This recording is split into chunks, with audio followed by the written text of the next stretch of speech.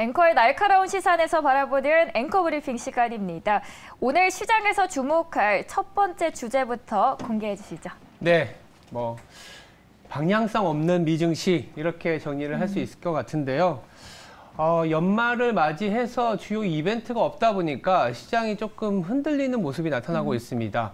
기본적으로는 이제 고용지표라든지 통화 정책을 가늠할 수 있는 물가지표 이런 게 나와준다면 최근의 하락세에서 다소 이제 되돌림이 나타날 수도 있겠지만 이번 주 같은 경우에는 주택지표 일부 나오고 이벤트도 없다 보니까 미 증시 같은 경우에는 또 오늘도 있지만 내일도 열리거든요. 그래서 우리나라한테는 오늘이 마지막이지만 미국은 또 하루 더 거래가 남아있기 때문에 이틀이나 남아있네요. 그래서 그 방향성에 대한 어떤 뭐라 그럴까요? 방향성이 없다고 해야 되나? 이렇게 말씀드릴 수 있는데 이번 주 이벤트라고 하면 사실 테슬라였죠. 테슬라가 급락세가 계속되다 보니까 $110도 깨졌고 이 테슬라의 방향성이 나스닥 전체의 고밸류에이션의 논란을 일으켰습니다. 이 고밸류에이션을 잠재우려면 결국 실적이 나와줘야 되는데 실적은 또 1월에 되어서야 이 4분기 실적이 나오다 보니까 여전히 기간이 남아있다 이런 얘기들이 나올 수 있고요.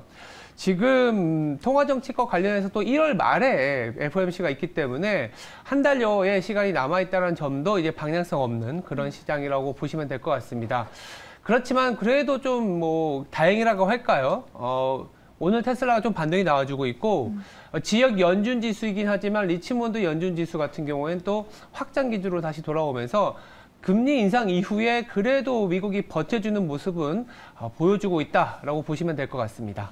방향성 없는 미국 증시가 이어지고 있고 그 중심에서는 테슬라 그리고 아직 일어나지 않은 FOMC가 있는데 그래도 오늘 시장에서는 테슬라가 반등한 만큼 그 희망의 끈을 조금씩은 찾아보도록 하겠습니다.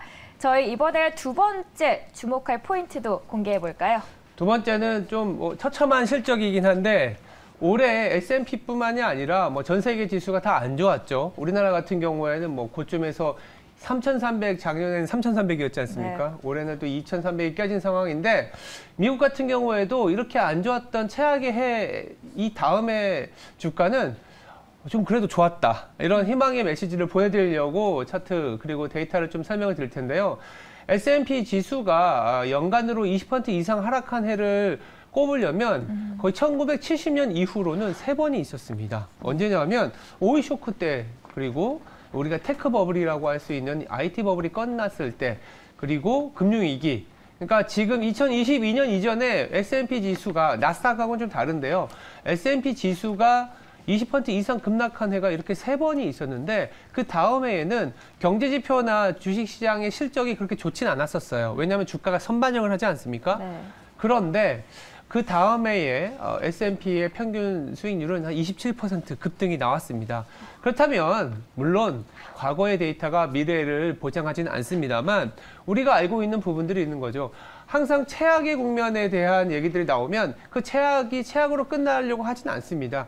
기업과 정부와 가게는 여러 가지 작용과 반작용을 하면서 정책을 내놓고 기업은 또 여러 가지 성장 전략을 갖고 가는 정책을 내놓기 때문에 내년은 조심스럽지만 27%의 급등이라고 하면 S&P도 20% 이상의 또 급등이 나와주는 거 아닌지 이런 또 기대도 가져보는 통계를 좀 말씀드려 봤습니다. 사실 저희가 어제 영원한 건 없다라고 이야기를 했었는데 이 어두운 터널 또한 이제 막 끝나고 내년에는 좀 희망찬 기회를 찾아보길 바라도록 하겠습니다. 마지막 체크포인트부터 열어볼게요.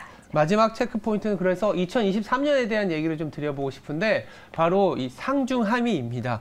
우리가 보통 내년에 시장 어떻게 봐? 그러면 상저하고가 최근에는 컨센서스이거든요. 상고하저를 보시는 분도 있고 저희 같은 경우에는 상고하고라고도 말씀드리는데 여기서의 상중하미는 크게 보면 상반기는 중국, 하반기는 미국의 모멘텀에 좀 집중하자라는 얘기를 드리고 싶습니다. 아시겠지만 중국 같은 경우에 올해 내내 3대 리스크, 부동산 규제, 제로 코로나 정책, 더불어서 플랫폼 규제로 인한 경기 하방 리스크가 굉장히 컸었는데 지금은 빠르게 리오프닝을 진행하다 보니까 더불어서 부동산도 좀 풀어주고 있고 플랫폼도 규제를 완화시켜주고 있습니다. 이런 기대감, 그러니까 시장은 변화에 대한 기대감에 움직이고 있거든요. 실제로 정책이 나오는 부분들도 있겠지만 이런 변화에 대한 기대감으로 상반기, 특히 1월부터는 빠르게 중국과 관련된 모멘텀이 그래도 유지가 될 수 있는 시장이지 않겠냐라는 생각이 들고 있고요.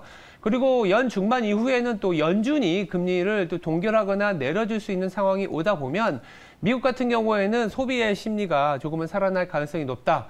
그래서 당장은 미국은 기업의 재고를 줄여나가는 과정이 있고 과잉 재고가 조금은 풀려야 되는 상황이 있겠지만 이 2023년 하반기에는 2024년을 보면서 미국의 수출이 좀 늘어날 수 있다라고 보고 있습니다. 그렇다면 우리나라 시장은 상반기엔 중국을 보면서 좀 버텨줄 수 있을 것 같고 하반기에는 아까 S&P 보여드린 것처럼 하반기에는 미국이 좀 올라와 주면서 상고하고의 시장 아주 좋게 보는 그런 그림도 한번 가져와 봤습니다. 올해 너무 힘들었기 때문에요. 일부러 좀 좋은 얘기를 드리는 거긴 하지만 사실 우리가 내년에 됐을 때 경제지표나 여러 가지 실적을 보면 연초부터 안 좋은 내용이 나올 수밖에 없을 거라는 그런 당연한 생각들이 들 수밖에 없습니다만 주가는 이미 많이 반영을 했다라는 생각에서 좀 더 희망찬 내일을 좀 기대해보는 것도 투자자로서는 바람직하지 않겠냐라는 생각을 가져봅니다. 저도 이제 이 마지막 거래일인 만큼 크리스마스 때가 아닌 오늘을 위해서 이 빨간 의상을 아껴뒀었는데요. 이 빨간 기운이 오늘 시장까지 그리고 여러분들의 계좌까지 이어질 수 있도록 저희가 기원하도록 하겠습니다. 지금까지 앵커 브리핑이었습니다.